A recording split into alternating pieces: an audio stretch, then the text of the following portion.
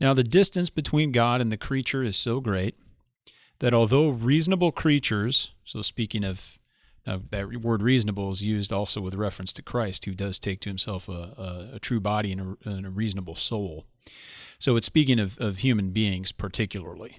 So that although reasonable creatures do owe obedience unto him as their creator. So very clearly, even before we're talking about covenants, those reasonable creatures, so human beings made in the image of God, is what I believe is in view. We owe God obedience as our creator. So just by virtue of him creating us, we deserve nothing from him, and we owe him everything.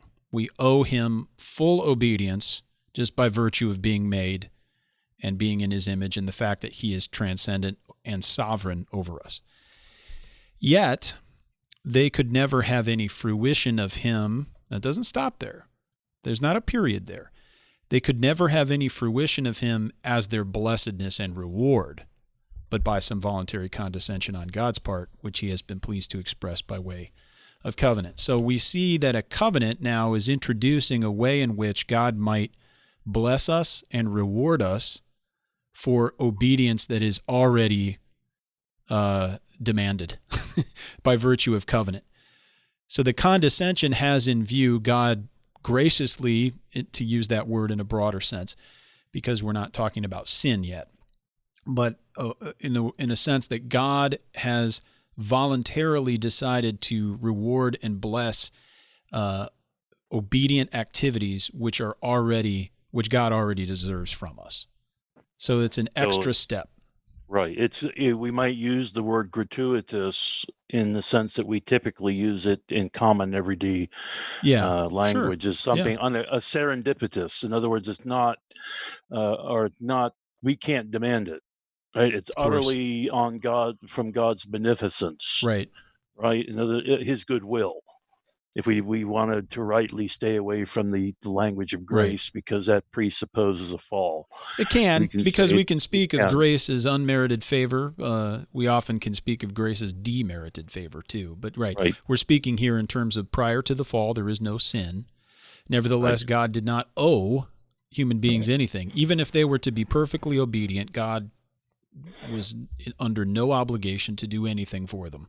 Right. We would, if we did everything perfectly, as the scriptures say, we would be but unprofitable or unworthy servants. We will have done what was required. Amen. Right. Mm-hmm. But see, even that goes against our common way of thinking these days, because we often think that when we do merely what is required, we ought to get a participation prize.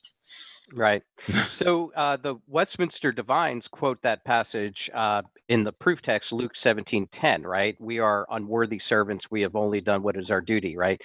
And so that's a principle which is in view here. In other words, the creature can never place the creator in his debt. Right. There can never be a claim on the part of the reasonable creature upon our great God that God owes us something because of our obedience. Now, so what's happening here is they're setting things up, of course, for the covenant of works that comes later, right?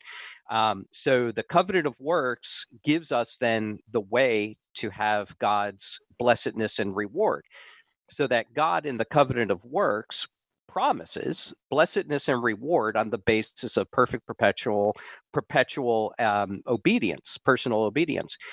And now that's out of the covenant. That's because of the terms of the covenant that the creature in the covenant of works would expect blessedness and reward on the basis of their obedience.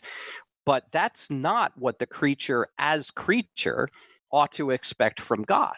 God cannot be put into man's debt and required to give man a reward for his obedience apart from the way of blessedness given in the terms of the covenant that will come later on in the covenant of works. To use Klein's expressions, right, where God is always the suzerain, we're always the vassal. Right. He's the Lord of Lords, we're just simply subjects of him who is the great king.